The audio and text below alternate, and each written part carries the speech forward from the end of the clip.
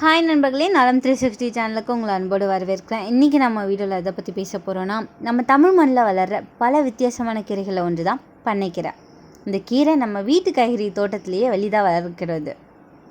பண்டைய காலத்திலேருந்தே இதை நம்ம முன்னோர்கள் மருத்துவ கீரையாக பயன்படுத்தி வந்திருக்காங்க.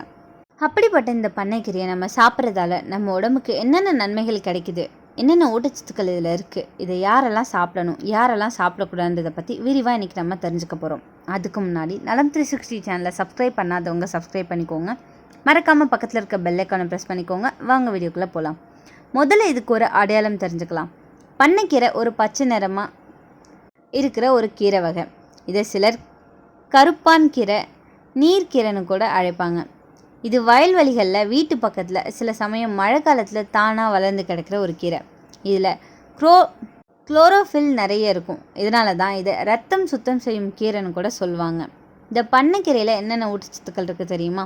நம்ம உடலுக்கு தேவைப்படுற பல நன்மையான தாதுக்கள் இந்த பண்ணைக்கீரையில் இருக்குது. Vitamin A, vitamin C, vitamin K, calcium, இரும்பு, மேங்கனீஸ், புரதம், நார்ச்சத்து, ஆன்டிஆக்சிடென்ட். இந்த ஊட்டச்சத்துக்கள் எல்லாமே சேர்ந்து நம்ம உடலுக்கு பலவித நன்மைகளை தருது. பண்ணைக்கீரை ரத்தத்தில் உள்ள நச்சுத்தன்மைகளை நீக்கி ரத்தத்தை சுத்தப்படுத்தும். இதனால் முகம் பளிச்சுன்னு இருக்கும், முகப்பரு குறையும். இதில் இருக்கிற இரும்பு நம்ம ஹீமோக்ளோபின் அளவை உயர்த்துது. அதனால் ரத்த சோகை உள்ளவங்க இதை வாரத்தில் 2 முறை சாப்பிடலாம். இதில் இருக்கிற ஆன்டிஆக்சிடென்ட் கொலஸ்ட்ராலை கட்டுப்படுத்தி இதய ஆரோக்கியத்தை பாதுகாக்கும், இதய நோய் பயம் குறையும். பண்ணைக்கீரையில் நார்ச்சத்து அதிகமாக இருக்குங்க. அதனால் மலச்சிக்கல், குடல் சோர்வு, அஜீரணம் மாதிரியான பிரச்சனைகள் சரியாகும். இதில் இருக்கிற மினரல்ஸ் மூளை நரம்புகளுக்கு புத்துணர்ச்சி தருது, கவனம், நினைவாற்றல் அதிகரிக்கும். வைட்டமின் ஏ அதிகமாக இருக்குது. அதனால் கண் பார்வை தெளிவாகும், இரவு பார்வை குறையும், அதாவது நைட் பிளைண்ட்னஸ் குறையும். இதில் இருக்கிற கால்சியம், மக்னீசியம் எலும்பு வலிமையை அதிகரிக்குதுங்க. சிறுவர்களிலிருந்து முதியோர்கள் வர எல்லாருக்குமே இது நல்லது செய்யுது. பண்ணைக்கீரை சாப்பிட்டா தோல் மென்மையாகும், முடி உதிர்வு குறையும். வைட்டமின் இ மற்றும் வைட்டமின் சி சேர்ந்து தோல் பிரகாசத்தை தருது. இது நம்ம இம்யூன் சிஸ்டத்தை பூஸ்டர் மாதிரி வேலை செய்ய வைக்கும். காய்ச்சல், சளி, தொற்று நோய்களுக்கு எதிராக நம்ம பாதுகாக்குது. சில ஆய்வுகள் படி பண்ணைக்கீரை ரத்த சக்கரை அளவை சீராக வைக்க உதவுது அப்படின்னும், அதனால் டயபெட்டிஸ் உள்ளவங்களுக்கு இது ஒரு நல்ல இயற்கை மருந்துன்னு சொல்லப்பட்டிருக்கு. இந்த பண்ணைக்கீரையை எப்படி சாப்பிடலாம் தெரியுமா? பண்ணைக்கீரையை பல விதமாக சாப்பிடலாம். கீரை மசியல், கார்லிக், ஆனியன் கூட சேர்த்து சாப்பிடலாம். பண்ணைக்கீரை கூட்டு, சாம்பார் அப்படி இல்லைன்னா குழம்புல சேர்த்து சாப்பிடலாம். சூப் பொடியிலையும் சாப்பிடலாம். தினமும் கீரை டயட்டில் சேர்க்குறது சிறந்ததுன்னு சொல்லப்படுது.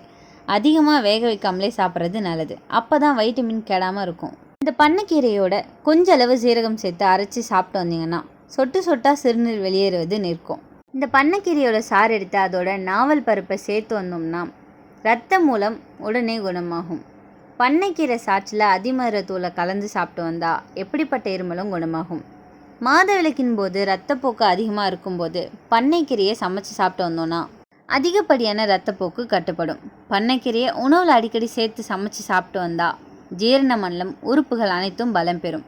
பண்ணைக்கீரையை அரைச்சி சாறு எடுத்து புண்கள் மீது தடவி வந்தோம் அப்படின்னா புண்கள் விரைவில் குணமாகும். பண்ணைக்கீரையை பருப்பு சேர்த்து கடைஞ்சி சாப்பிட்டு வந்தோன்னா நாள்பட்ட மலச்சிக்கலும் தீரும். இந்த பண்ணைக்கீரையை நம்ம சாப்பிட்றதால செரிமான மண்டலத்தை பலப்படுத்துது, மலச்சிக்கலை போக்குது, புண்கள் ஆறுவதை விரைவுபடுத்துது மற்றும் உடல் சூட்டை தணிக்குது.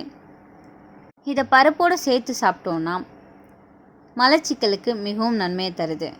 பண்ணைக்கீரையை அடிக்கடி உணவில் சேர்த்து சாப்பிட்றது செரிமான மண்டல உறுப்புகளை வலுப்படுத்தும்.